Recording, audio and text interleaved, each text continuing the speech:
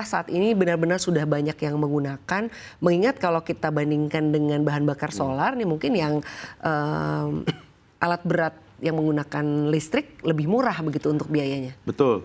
Tapi kalau kita ngomong mengenai alat berat listrik ya, kita mungkin bisa back to dulu ke histori. Sebenarnya konsep alat berat listrik ini itu pertama kali diadopsi untuk industri, untuk perusahaan-perusahaan yang bergerak di industrial, maksudnya ke manufacturing. Ya. Awalnya alat pertama listrik ini tuh di forklift. Karena waktu itu tuh forklift tuh karena proses manufacturing, mereka membutuhkan alat berat, alat forklift itu yang tidak mengeluarkan polusi dalam proses manufacturing untuk kehigienisan barang yang diproduksi. Nah, kalau kita mengacu ke alat berat ini sendiri, sebenarnya kalau tren alat berat listrik ini dalam 2-3 tahun terakhir ini tuh di China sendiri tuh sudah mulai banyak bergeser. Tapi sayangnya kalau di Indonesia ini kita belum begitu banyak bergeser ke listrik. Kenapa? Karena kalau mau ngomongin masalah infrastruktur itu belum terlalu berkembang untuk ke listrik. Belum terlalu memadai begitu. Belum memadai. Kenapa? Karena untuk alat berat sendiri yang seperti yang kita ketahui itu banyak dipakai di area pertambangan, di area perkebunan. Dan untuk alat berat listrik ini sendiri kita tuh harus ngecas. Ya. Kayak mobil ya, kita harus ngecas nih. Ya. Ngecasnya di mana? Baik, jadi infrastrukturnya mungkin yang menjadi tantangan. Infrastrukturnya belum memadai untuk alat berat listrik itu sendiri. Tapi kalau kita ngomong di China, itu kalau kita ngomong sebagian besar alat berat itu udah 50% sendiri tuh udah alat berat listrik. Oh, jadi udah berbasis EV ya? Sudah berbasis EV mereka di China sendiri. Baik, tapi kalau di Indonesia sendiri, tadi Anda menyampaikan bahwa di Indonesia sendiri kan memang dihadapkan pada berbagai tantangan begitu ya.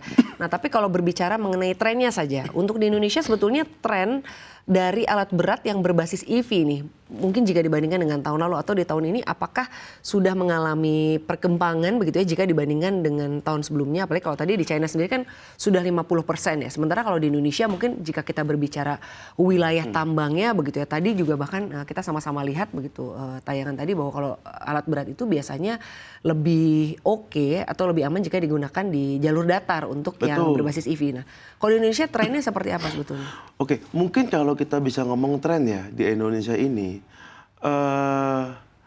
alat berat listrik ini pada sayangnya itu masih dalam proses perkenalan. Oke, jadi kalau untuk beberapa alat berat listrik, contoh kayak excavator, wheel loader, itu kita ngomong penjualan mungkin belum ada karena sebagian besar daripada brand itu baru memperkenalkan di Indonesia. Nah, yang sudah ada mungkin sebagian customer itu mencoba adalah di dump truck. Oke, light truck gitu light truck. Dan mungkin kita bisa ngomong di double cabin, di transportasinya. Itu sudah beberapa perusahaan itu sudah mulai mencoba. Nah, untuk yang truk sendiri atau light truck sendiri begitu ya, untuk di Indonesia ini kan mungkin lebih kepada logistiknya begitu ya. Untuk proses pengecasan deh gitu, ini sebetulnya seperti apa sih? Nah, itu yang kita banyak temukan itu adalah masih terkendalanya di proses pengecasan. Tidak semua mereka itu mempunyai wilayahnya ya, wilayahnya mempunyai wilayah untuk ngecas itu alat.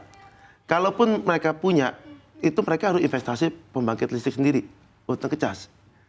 Oh, jadi mereka mungkin dari industrinya atau dari perusahaannya menyediakan sendiri atau mereka membuat pembangkit listrik sendiri begitu ya? Karena tidak ada memang untuk ngecas alat berat listrik di tengah hutan itu gimana ceritanya? Oke, jadi artinya implementasinya untuk swapping baterai seperti apa? Artinya mungkin pada saat itu proses pengecasan, belum ada ya? Belum ada. Jadi misalnya untuk proses pengecasannya berada di tempat atau di wilayah yang memang ada infrastrukturnya, lalu nanti mungkin kembali ke hutan ada swapping baterainya. Jadi untuk saat ini belum ada ya? Belum ada.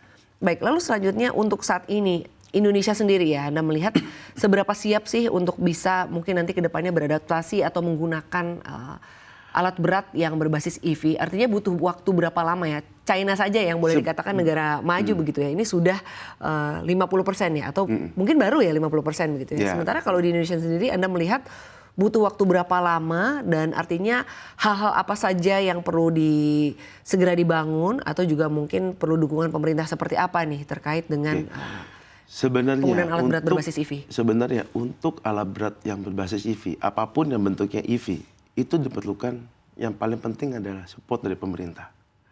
Kalau kita mengacu ke mobil juga untuk masuk ke EV, banyak sekali insentif yang diberikan oleh pemerintah supaya mobil ini bisa jalan. Kita bisa ngomong mungkin subsidi di PPN, subsidi di STNK. Sempat juga motor listrik ya? Seperti juga motor listrik. Nah, untuk alat berat listrik sendiri itu diperlukan juga seperti itu kalau menurut saya. Supaya apa? Supaya customer yang membeli alat berat listrik ini, mereka merasa terpacu untuk mencoba menggunakannya. Karena tanpa adanya subsidi, kayaknya agak susah untuk membangun ekosistem elektrik ini.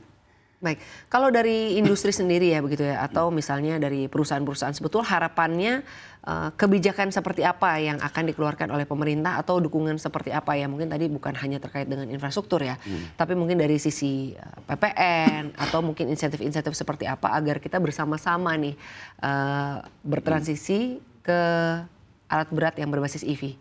Yang paling penting kalau menurut saya adalah memberikan suatu kayak insentif ke beberapa perusahaan yang memang sudah menggunakan EV atau menggunakan alat berat yang memang alat berat hijau ya, kita bisa bilang EV ya. Itu mungkin bisa salah satu cara yang bisa kita terapkan untuk menambah penggunaan EV yang ada di Indonesia ini.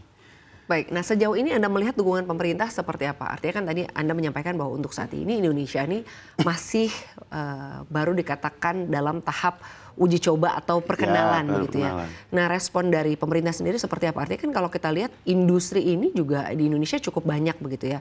Artinya mungkin ke depannya diharapkan malah dari industri-industri akan menggunakan alat-alat berat yang memang ramah lingkungan berbasis EV begitu. Nah, seperti apa sejauh ini respon dari pemerintah terkait dengan beberapa industri yang mungkin sudah menggunakan EV ya, seperti tadi dari dump truck atau light truck seperti apa? Untuk posisi sekarang sih belum ada suatu bentuk insentif dari pemerintah untuk EV. Karena memang untuk EV ini kita masih dalam tahap perkenalan.